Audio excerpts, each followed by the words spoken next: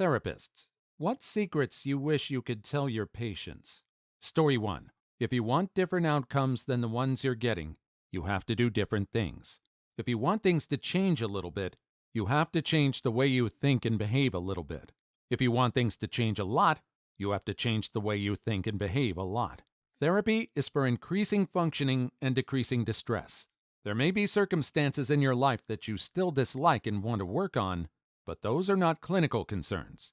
If I begin treating the slings and arrows of outrageous fortune like a mental health disorder, you really will start to feel like you're doomed.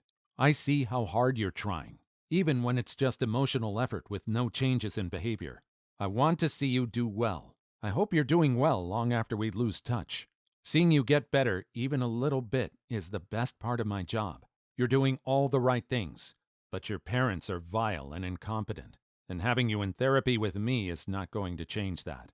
If you want to have some of the things your peers have, partners, jobs, in-person friends, educational attainments, outdoor hobbies, etc., there's a good chance your 8 to 12-hour daily marathon of gaming is holding you back.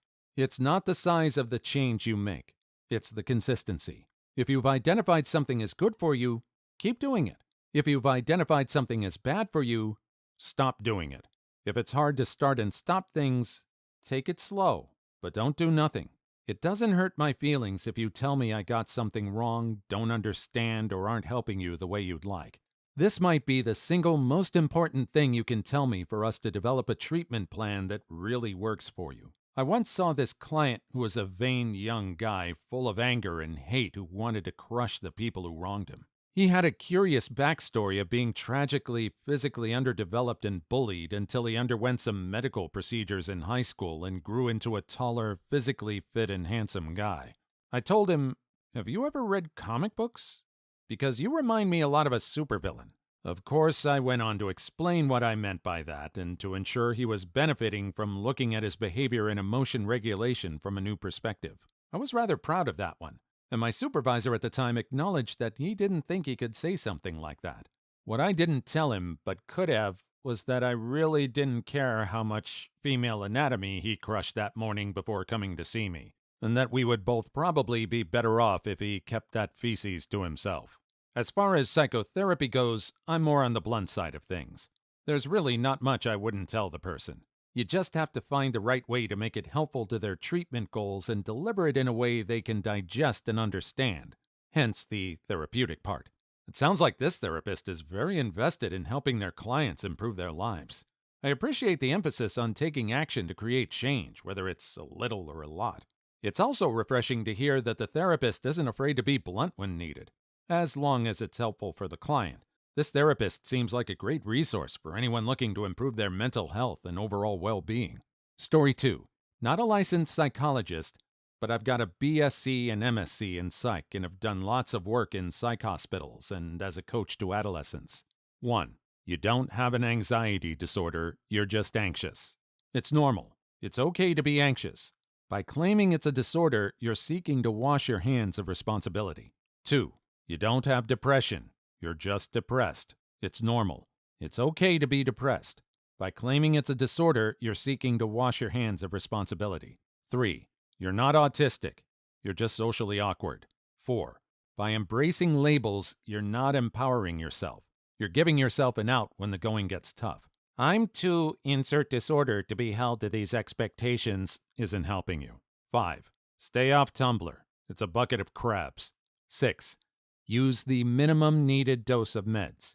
Meds should be used as a helping hand to get you to a place where you can practice techniques and CBT to live with the minimum dose. You will baseline if you just stay on your meds forever, and they won't work as effectively. I appreciate your perspective on these issues. While it's important to acknowledge that mental health conditions are real and can have a significant impact on people's lives, I think you make a good point that it's also important not to over-pathologize normal emotions and experiences. I couldn't agree more about the importance of using medications judiciously and in conjunction with other forms of treatment, such as therapy and CBT. While medications can be helpful for many people, they're not a cure-all and shouldn't be relied on as the sole means of managing mental health. Story 3. The most common. Today, I'm in no mood for your evasions and resistances to what we're trying to work with, so stop talking about your damn cats. I care for you, but we're not friends. I'm trying to be as objective as I can, so back off. I don't see the similarities between you and the fictional character you admire. I'm sorry. No one is forced to love you for what you are. We're just exhorted to respect you and recognize your dignity as a human being. So stop bugging that woman for not loving you for your fatness, your intellect, and your medieval hygiene habits. So settle for the type of woman that likes your type, or change and be the type of man that attracts the type of woman that you have idealized. The insecurities of this man were so huge it was dangerous to say even the first part of this sentence without risking myself of having his mental breakdown in front of me. I'm a clinical psychologist, but since 2014, gave up on giving therapy and entered the human resources stuff. Story 4. I once had a guy come in because he was cheating on his wife, but didn't want to leave because of their kids. The guy was adamant that he wanted to have therapy either with his mistress or his wife and couldn't decide which one he was going to stay. He decided to bring in the wife, and I had to sit there listening to him deny the cheating and project his guilt into his wife, telling her that she was the one cheating. Obviously, I couldn't tell the wife the truth, but if I could, I would have told her, "He's cheating on you. You're not insane. Get the hell out." Edit. I told him several times to not bring either his wife or mistress. He did it anyway, and I had to do the session because he had already paid, and the policy of the place I worked at was that if a patient had paid, we couldn't refuse treatment. After that session, I referred him to one of my partners. He was able to work through some of the issues as a couple and individually with the guy. He did choose the wife in the end. It's always hard to balance professionalism with the desire to do what's right, especially when someone's mental health is at stake. It's a shame that the guy was so dishonest and manipulative with both his mistress and his wife.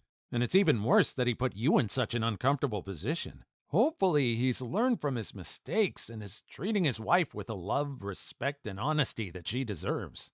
Please like and subscribe if you made it this far. I hope you'll enjoy the rest of the video and have a wonderful day. Story 5.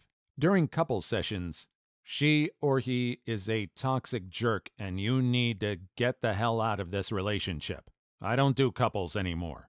I found it exceedingly difficult for me to not take a side. Edit. During the first session, the couples worked with me to establish a treatment plan, which included specific goals. These typically included things like balancing home responsibilities, improved communication skills, seeking sexual compatibility, etc. I do not recall a time where they included in their treatment plan anything along the lines of figuring out if we should stay together. As such, it was outside my professional scope to advise them to separate. While I still practice, I'll never again work with couples. Story 6. To a lot of parents of my patients, you are the problem, not your kids who stop trying to live their lives for them. And to the regular one, every teenager worries about sex, you backwards dumb jerk. No one has corrupted them. Sometimes when I see children raised by parents that are so freaking ignorant that they think that they know what is best for their children, but don't know that they weren't raised well and didn't realize it, so they don't know better, I feel bad for them. Such a waste of clean minds. And if those children are not smart enough, they will do the same thing to their children, creating an infinite loop. It's heartbreaking to see children suffering because of their parents' ignorance and narrow-mindedness. These parents often stunt their children's growth by limiting their experiences and opportunities to learn and grow. And don't even get me started on the religious parents who shame their kids for natural curiosity and questions about sex. We need to break this cycle and help parents understand the importance of providing their children with a healthy environment to learn and grow, free from judgment and limitations. Story 7. You're a grown man. Stop making your problems your mother's problems. She's got good intentions, but she's enabling all your worst behaviors and addictions, and you know that you're taking advantage of that. To the mom, there's no medal for loving your son the most. You are an enabler. You acknowledge this, which is a good first step, but it does not change your behavior towards him. It's meaningless. Stop making excuses for him. Stop letting him take advantage of you, because if you don't, the rest of your family has stated that they're going to limit contact with you. You're risking relationships with every other person in your life for an exploitative, codependent one with your son. It seems like the mother is doing more harm than good by enabling her son's addiction and bad behavior. It's important for both of them to realize that their relationship is not healthy and that it's affecting not just them, but the rest of the family as well. As much as it hurts, sometimes tough love is necessary in order to make real progress and positive changes. Story 8. I've had a couple of thoughts I've hid in my treasure trove of thou shalt not say to patients if you don't want to get sued type of list. Good God, girl, get a grip. So, how does YOLO feel now that you're talking to a therapist? Tramp stamp or not, it's still a frickin' tattoo. I charge by the hour, not the day. We don't accept Groupon. Stop flirting. I'm not that escort you hired in Chelsea. Story 9. Been in the mental health industry for over 5 years now. Not a licensed psychologist, but a counselor. Wow. You're a sociopath. You know you're a sociopath, right? Me, wishing I could say this to, at this point, maybe 5 or 6 clients I've had? Edit. These were adolescents with S-offender backgrounds in a secured residential inpatient facility. They had no real choice but to be in treatment. Story 10. You need to break up with him for the sake of your sanity. I have a very strong ethic in regards to telling the patients what to do. I'll do it when their life is at stake, but they have the right to make horrible decisions, and I'm not taking advantage of their vulnerable state to stop them.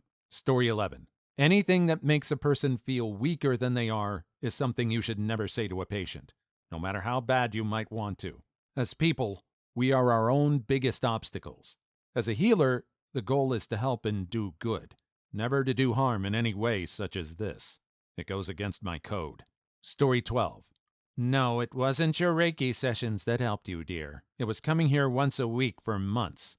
But yeah, let me just smile and say how good is that Reiki for you. Story 13. I am a psychologist.